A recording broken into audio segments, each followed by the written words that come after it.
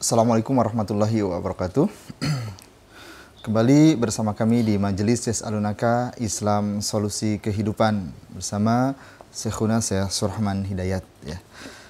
Mari kita lanjutkan untuk pertanyaan berikutnya, datang dari Bapak Rustam asal Jakarta. Ya. Pertanyaannya, bagaimana hukum mencukur jenggot yang mana itu sudah menjadi peraturan perusahaan? Ya, bismillahirrahmanirrahim. Wassalatu wassalamu ala asyrafil mursalin wa ala alihi wa sahbihi ajma'in. Mencukur jenggot.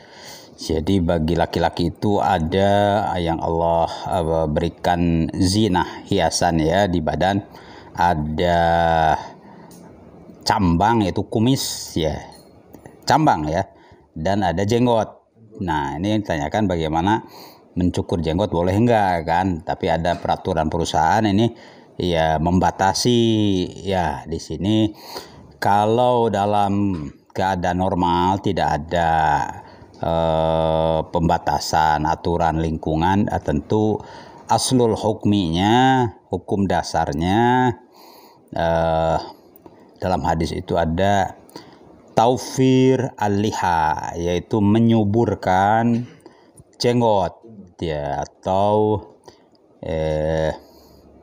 i'fa al-liha, membiarkan i'fa.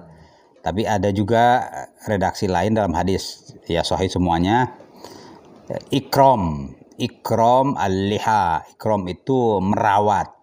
Nah, jadi tentu digabung semuanya, disuburkan, ya dirawat. Kalau dirawat kan bukan hanya dibiarin ya kayak apa rumputan. Kalau dirawat kan bagus juga jadi hiasan kan. Tapi kalau dibiarkan kan ya, tentu jadi jelek ya. Nah, itu.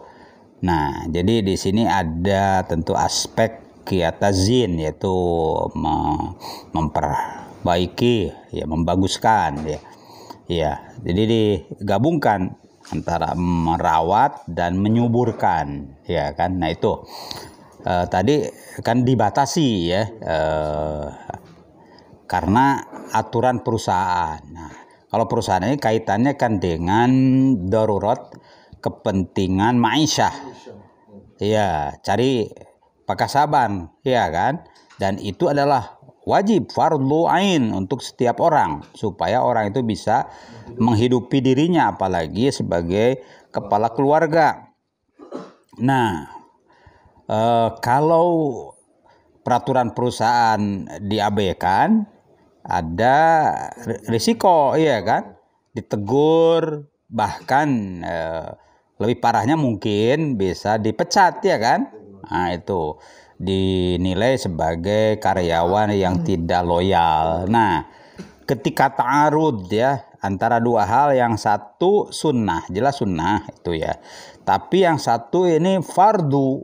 Nah, ta'arud, benturan, tidak bisa disatukan, dikompromikan. Tentu di sini ya ulama itu sepakat ya memenangkan aulawiyahnya itu adalah al-amal atau iltizam al-wujub. Yang fardu itu yang dilaksanakan, yang sunat dalam tanda kutip ya dikalahkan, ya tidak kalah sama sekali, mungkin kan dicukur dikit kan begitu. Jadi ada toleransi.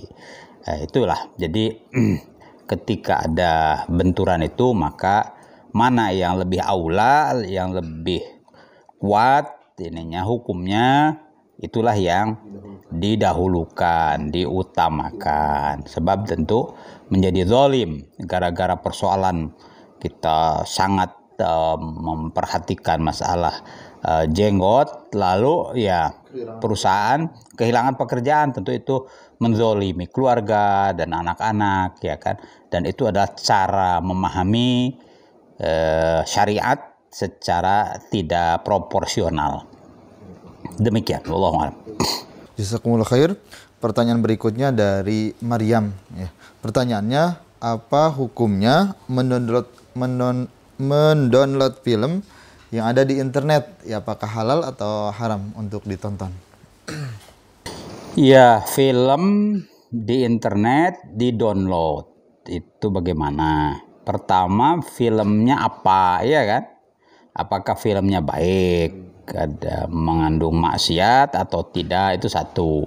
Kalau sesuatu yang tidak baik, ya mendownloadnya tentu akan menebar ketidakbaikan. Kalau film kartun baik, ada nilai pendidikannya baik ya. Terus tapi dari internet apakah itu bisa langsung saja di-download atau ada prosedur ya. Prosedur yang harus ditempuh. Apakah izin atau bagaimana, kan begitu ya? Ya, semua sekarang itu ada prosedurnya. Hanya apakah kita tahu atau tidak, setelah tahu pun kita menjalankannya atau tidak. Iya, itu ada ya, semua. Jadi kalau itu pun baik ya, isinya prosedurnya ditempuh agar tidak ada pihak yang menggugat nanti, kan merasa dirugikan misalnya, kan begitu. Jadi tidak apa-apa asal memang materi filmnya baik dan untuk kalau ada nilai pendidikan, apalagi toh kalaupun nilainya tarfihi ya, hiburan ya, kan boleh saja, kan begitu, asal jangan berlebihan. Lalu ya prosedurnya begitu, supaya tidak ada pihak yang menggugat dan kita sendiri yang akan repot nanti, kan begitu. Wallahu alam. Jazakumullah khair. Pertanyaan berikutnya dari Ibu Leni, ya, asal Deli Serdang. Pertanyaannya, saya adalah seorang guru yang sudah sertifikasi dan sekarang posisinya saya cuti karena melahirkan. Ya. Supaya gaji saya turun, saya menyuruh orang lain supaya mengerjakan ataupun mengganjar supaya turun gajinya. Apakah gaji tersebut halal? Ya, ini soal komunikasi ya, dan kemelekan aturan. Pertama kan seorang guru sertifikasi itu tentu dipantau, perlu melaporkan ya secara administrasi dan seterusnya ya kan. Termasuk juga kalau sakit atau ya melahirkan, kan ada aturannya, atau ada yang disebut dengan cuti hamil, yaitu tinggal soal komunikasi. Jadi apapun yang terjadi pada karyawan atau pegawai ini ya dilaporkan, jadi well informed, diinformasikan secara baik dan benar ya kan, termasuk tadi hamil atau apapun begitu disampaikan kepada tentu pihak supervisornya ya kan, supaya dicatat. Kalau baik itu tentu saja hak-haknya tidak akan hilang. Nah, munculnya pertanyaan itu 2 bulan dia tidak masuk karena habis melahirkan, mestinya kan dikomunikasikan. Berarti kan ini ada kelemahan pada aspek komunikasi. Nah, harus diurus. Terus supaya dana sertifikasinya turun yang 2 bulan itu, walaupun dia di rumah karena tadi melahirkan, diwakilkan ke temannya begitu kan, atas biaya dia.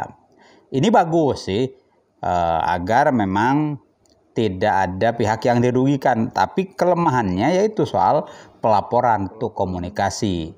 Jadi insya Allah tidak haram karena kewajiban ngajarnya ditunaikan ya kan, walaupun ditangani atau dilaksanakan oleh temannya, toh dia yang membayar, tapi kekurangan atau sebutlah kekeliruan dia itu kurang mengkomunikasikan persoalannya begitu ya, insya Allah. Taib, jazakumullah khair. Pertanyaan berikutnya dari Ibu Rini asal Palopo. Pertanyaannya, bagaimana hukumnya kerja sebagai calo imigrasi? Ya, sedangkan saya suka mengerjakan turis yang minta bantuan untuk dibantu. Ya, dalam fikih itu calo itu masuk ke amal samsaroh simsar, itu kan perantara ya, untuk menghasilkan sesuatu lalu membantu mempermudahnya ya kan, kayak begitu ya, menjual tanah misalnya. Kan sulit kalau orang mau menjual tanah, mungkin tidak tahu juga siapa yang perlu, lalu harganya standarnya berapa. Tapi ada nih calo biasa nih, dia yang mungkin sudah punya kenalan, ya kan. Nah begitu.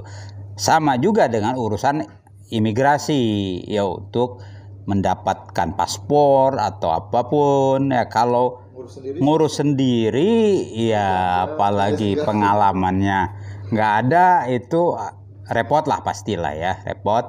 Bisa saja dikerjain juga kan. Nah tapi ada calo yang bisa dan biasa membantu. Nah tentu di sini kan babnya muawanah, membantu, asal tentu tidak membantu untuk melakukan satu pelanggaran hukum. Nah, kalau ada peraturan yang dilanggar, lalu dengan bantuan itu berarti kan dosa dia. Atau menzolimi, merugikan yang lain juga sama, mau antrian bikin paspor. Karena ini ada calo, nyalib kan begitu ya, lebih cepat. Yang lain kesalib, berarti kan ada kezaliman.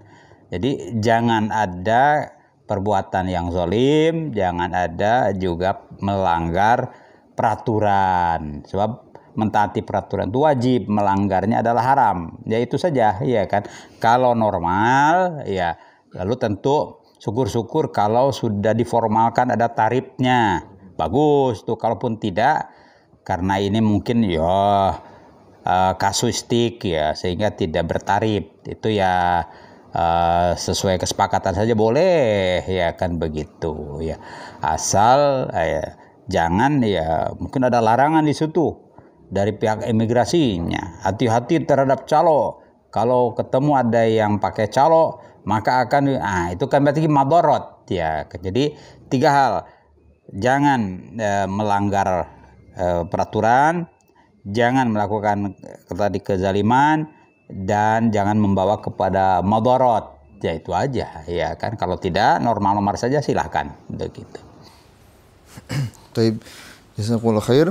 Pertanyaan berikutnya dari Bapak Bowo ya, asal Kediri. Pertanyaannya, saya bekerja di sebuah perusahaan farmasi bagian keuangan. Terkadang perusahaan ada kunjungan ataupun ada event di rumah-rumah ibadah, entah itu di masjid ataupun gereja ataupun wihara dan tempat lainnya. Otomatis ada uang yang masuk ke rumah ibadah tersebut dan saya membuatkan laporannya. Apakah saya termasuk membantu rumah ibadah orang lain? Ya, kita posisikan dulu ya, kegiatan mempromosi sosialisasi dari perusahaan farmasi itu berarti kan promosi obat ya kan. Kalau promosi tentu seluas-luasnya, kemana saja, termasuk di situ jamaah di rumah-rumah ibadat, ke masjid juga sosialisasi, ke gereja, ke vihara, kemana juga. Ya itu memang kepentingan promosi usaha seperti itu kan kemaslahatannya di situ. Dari sisi promosi halal ya kan. Lalu kalau ada imbalan setelah promosi itu karena rumah ibadat ini memberikan fasilitasi ya, mau menerima promosi sehingga ada bonus atau ada hadiah kan begitu ya. Ya untuk apalah begitu. Nah, apakah itu diposisikan sebagai membantu rumah ibadah? Kalau yang dapatnya masjid bagaimana? Nah, kan bagus. Tapi kan harus objektif. Ya, tempat lain juga ya memfasilitasi sehingga ada kebagian bonus atau hadiah-hadiah itu. Apakah itu sama dengan membantu rumah atau pelaksanaan ibadat orang kafir? Oh tidak. Tidak. Wilayahnya itu wilayah muamalat tadi ya kan. Kalau wilayah muamalat itu harus adil, bahkan harus ihsan, kita baik ya itu. Kalau itu adalah haknya, berikan ya kan. Jadi tidak terkait dengan berarti kita membantu mensyiarkan ibadatnya orang-orang musyrik. Oh tidak, bukan di situ posisinya. Toh tidak, itu pun ya tetap mereka terus menjalankan ibadatnya itu. Kalau terkait dengan ibadat itu kalau memang kita ikut di dalam ritual mereka. Apakah ritual itu dalam waktunya atau dalam caranya, misalnya ada ya Sabtuan atau Ahadan kebaktian, ikut misalnya meramaikan, nah itu kan. Tapi kalau tidak terkait dengan itu kan masalah muamalat, itu halal insya Allah.